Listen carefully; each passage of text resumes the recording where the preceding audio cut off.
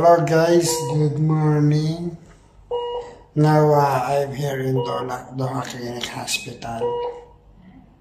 I've done my colonoscopy because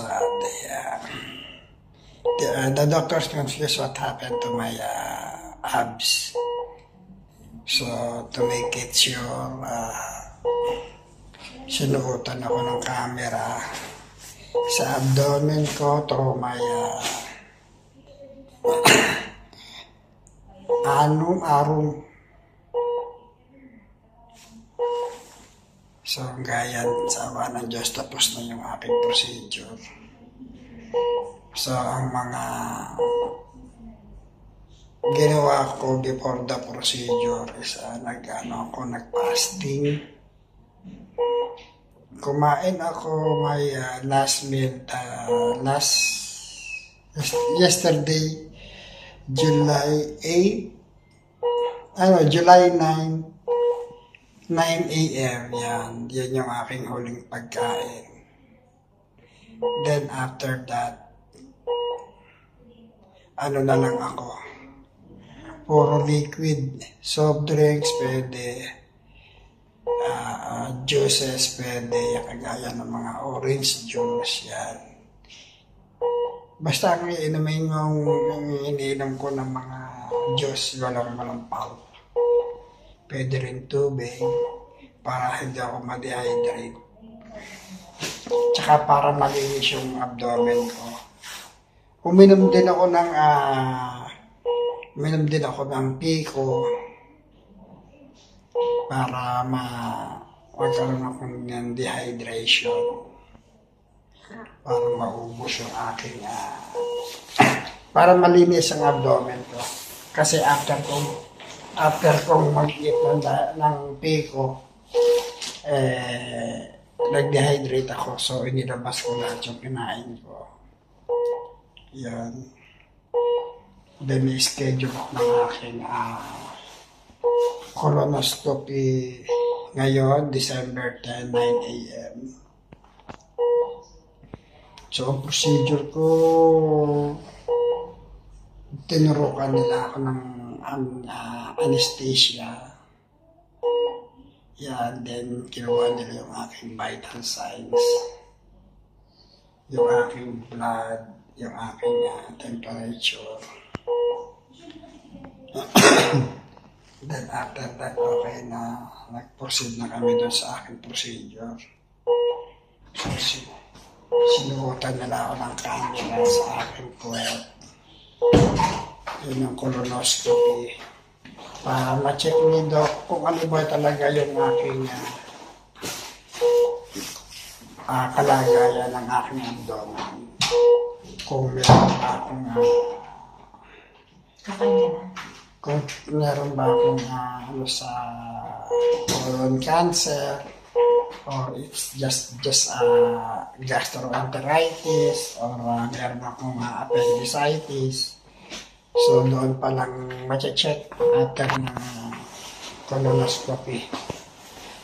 So hindi naman matagal yung aking naging procedure o yung aking colonoscopy. It just take 1 hour. Then after that, tapos na. So, kaya ngayon sabi ko, tinurukan nila ako ng anesthesia. Yung una medyo, siyempre kahit pa paano kinakabahan tayo because it's my first time na turukan ng anesthesia. Pero, thanks God, okay naman yung naging procedure, nagising tayo. Okay? Yeah, okay, Doc. Thank you very much, Doc. You can eat now.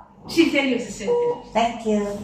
So, yan guys, after nung last meal ko kahapon, 9 a.m. in the morning, ngayon na ulit ako kakain. Yan. Tsaka dahil ito, hindi to heavy meal.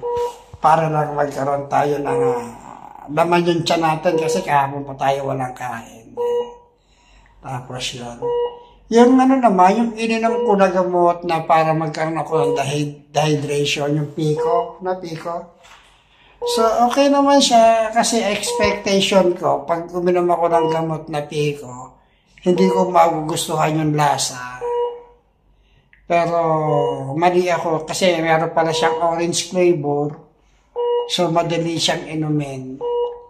Yun nga lang, before, kasi dapat nagtitake ako ng 5 o'clock, tinimpla ko na siya ng 4:45 kasi sabi ng nurse, medyo mainit siya after mo, kasi powder siya eh. Powder siya.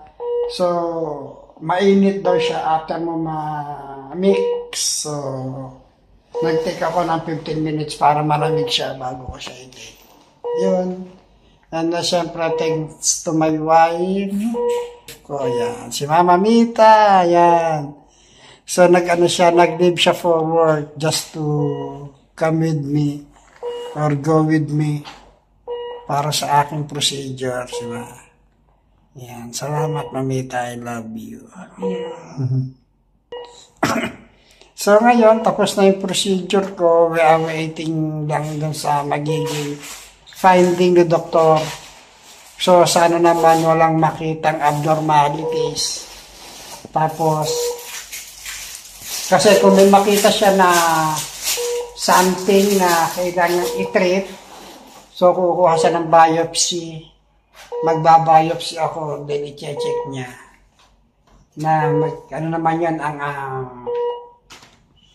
ang result after 1 week, kaso si doktor pala ay magbabakasyon, so babalik ako dito August 3. So, yung binigyan nila ako ng 2 days rest ngayon, kasi groggy pa ako, sa totoo lang guys. Ganun pala yun, after mo mag-take na anesthesia, hindi ka, after ng procedure, hindi ka pa malakas, hindi ka pa normal. Kaya nandito ko sa recovery. Kaya nandito ako ngayon sa recovery room para mag-recover, and then binigyan din ako ng doktor na 1 day rest para bukas. Tapos isa pang problema, hindi naman problema. Nung pagpunta namin dito na Mita, siyempre dala ko yung sasakyan.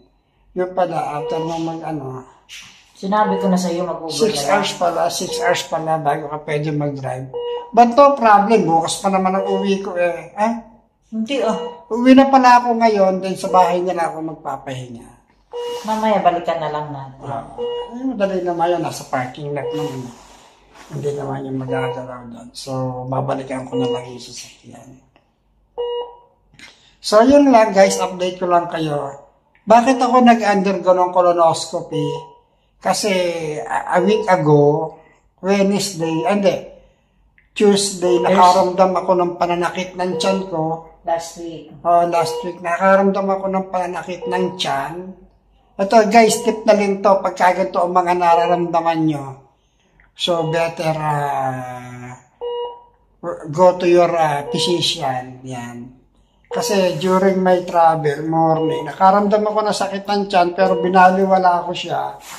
Akala ko lang medyo sanakain or nakakaramdam lang ako ng toilet.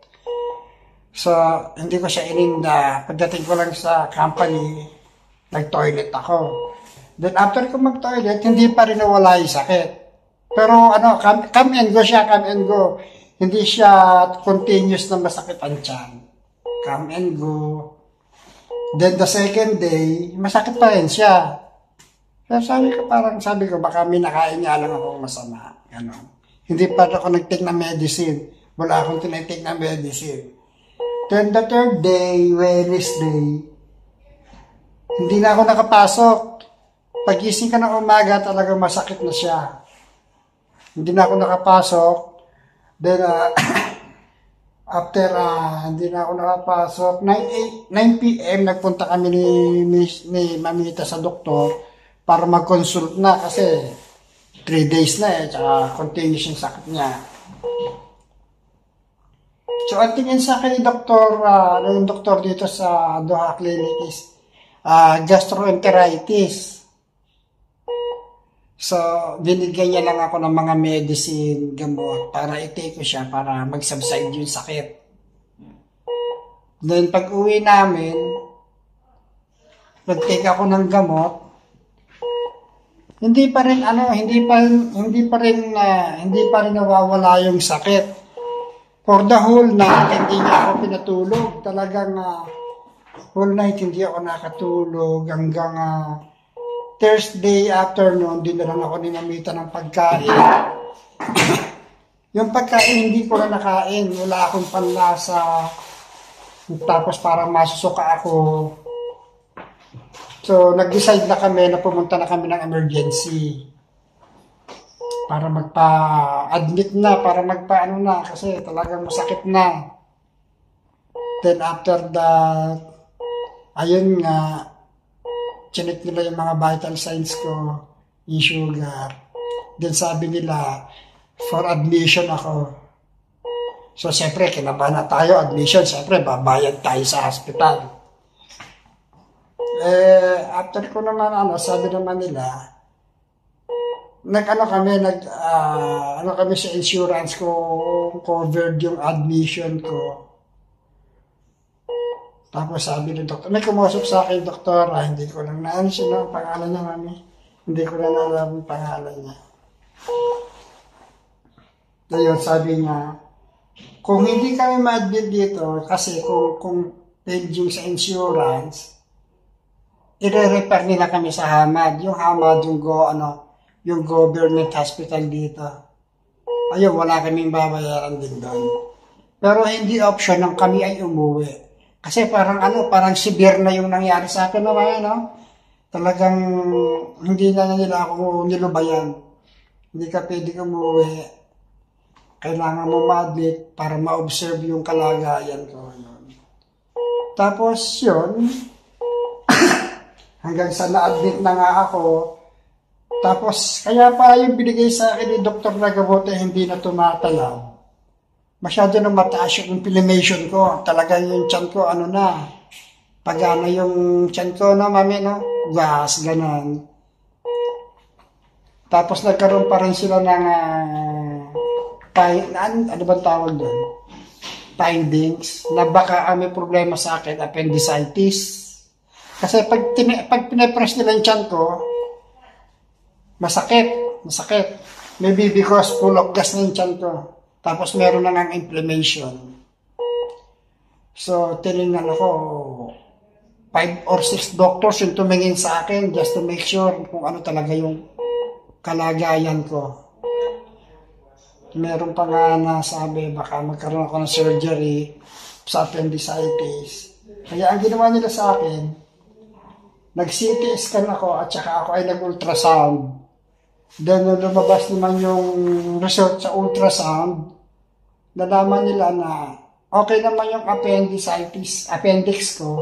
Although merong yung size niya, may abnormalities. Pero no need for surgery. So, ang ginawa sa akin ni Dr. Aldin, thank you Dr. Aldin for your treatment na ginawa sa akin. So, ang ginawa ni Dr. Aladin, binigyan niya ako ng antibiotic, ng paracetamol. Tsaka yung tubig, parang tubig, mami? Alin? Yung dextrose. IV. Basta lahat, through IV, lahat ng siguro medicine. yung nasa malaki, parang supplement. Kasi from the day na ma-admit ako, Thursday, hindi ako kumain, walang pagkain, walang solid food. Kasi nililinis na yung tiyan. Kasi nililinis yung tiyan ko. Tsaka para bumaba yung inflammation ko. Kasi sabi ni doktor talaga, sobrang taas ng inflammation ko. Talagang pagampagana yung tiyan ko. Anytime pwede siyang pumutok. Parang appendicitis. Parang kasi, ang symptoms niya, yung diverticulitis, almost similar sa appendicitis. Ganun din, magsusuka ka, masakit ang tiyan mo. Pero guys, awareness din pagka nakaramdam kayo talaga ng sakit ng tiyan, huwag natin siyang ipagwalang bahala. Talaga palang pwede mag-cause talaga ng ng worst to worst, talagang pwede kang mawala. Kaya kailangan pag may sakit ang tiyan, visit your physician na talaga. Hindi siya pwede sabihin mo na baka na may nakain ka lang. Kasi yun nangyari sa akin, ganun. Tapos yun, nagkaroon akong treatment for 3 days, then after 3 days, chinik ulit ako ni Doc. Okay na naman ako. But, kailangan niyang makasigurado. Hindi ko okay na yung tiyan mo, hindi na siya masakit. Tapos na ang gamutan, hindi pa rin. Inano niya ako ng, kailangan ko lang mag-undergo ng colonoscopy. So, yung colonoscopy naman, nag-ano pa rin kami sa insurance kung covered. So, sa awa ng Diyos naman, na-covered naman siya ng insurance. Kaya, libre din yung aking procedure ng colonoscopy. Yan, siyempre. At maraming salamat nga pala sa company ni Mamita, sa Ida Holdings. Napakalaking bagay nung benepisyo nyo sa kanila na insurance. Tapos, ano pa kami, covered pati yung family. Yan, napakalaking bagay. Kasi siguro kung hindi kami covered ng insurance ng Ida Holdings, siguro more than mga 20,000 real sa mga gastos natin, no? Hindi lang. Hindi lang. Kasi dito pa lang sa kwarto, magkano na to, although hindi namin alam talaga kung magkano ang third day dito ng kwarto nila. Just imagine, 3 days ako sa kwarto. Yung gamot ko, walang tigil. Pagkakaubos ng isang bote, kabit ulit. Napakarami ko naubos na gamot. Tapos yung pagkain pa, di ba? Tapos siyempre, habang naandito kami, wala kaming trabaho. So, ayun. Share ko na sa inyo guys yung aking naging experience.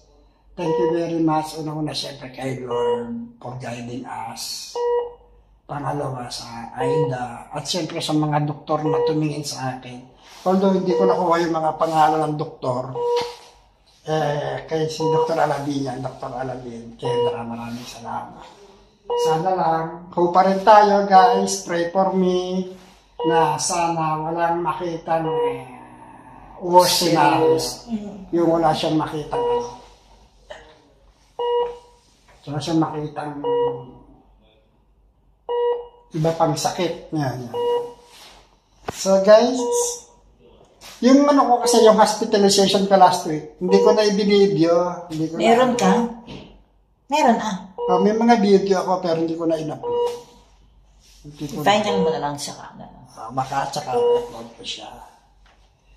Kasi baka mabas tayo eh. Kain ka kasi makain ng marami. Kasi mahilig kami magmukbang ni Mamita. Kaya isa pa yung tip guys. Hinay-hinay tayo sa pagkain, lalo na sa gabi. Kasi ako talaga, admitted ako malakas akong kumain sa gabi. Araw-gabi. Para mas marami pa nga ako nakakain sa gabi kaysa tanghali.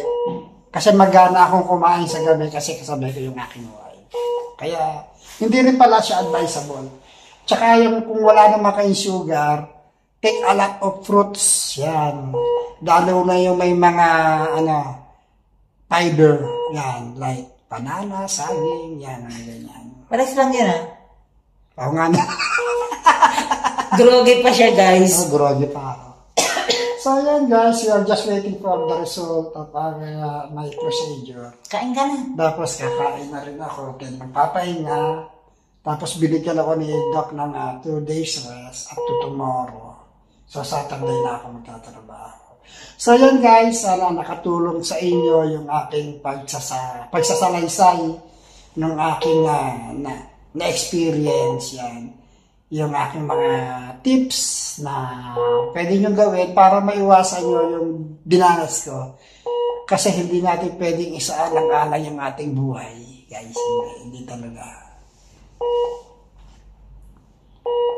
Pag may naramdaman konti, check up. Ako kasi tamad ako magpa-check up guys. Kaya hindi pala dapat ganun ang maging attitude natin. So guys, medyo mahaba yung video ko but I hope that this video will help you a lot yan. Sana makatulong. Hindi ako nag-escape. Hindi ako nag-edit. So, guys, maraming salamat sa inyong mga prayers. Yan. And, salamat. Yan. Hanggang dito na lang muna ang ating video. Siyempre sa mga bago sa channel ko, please subscribe ka, Totos TV. Tapos, Naka-direct ka? pakahit yung ating notification bell para updated yung ating mga updated kayo sa mga nangyayari sa amin dito sa Doha bilang isang OFW. Bye. And siyempre, once again, thank you very much, Juanita, and I love you. Thank you for always guiding me. For always. Basta, for always. Bye-bye.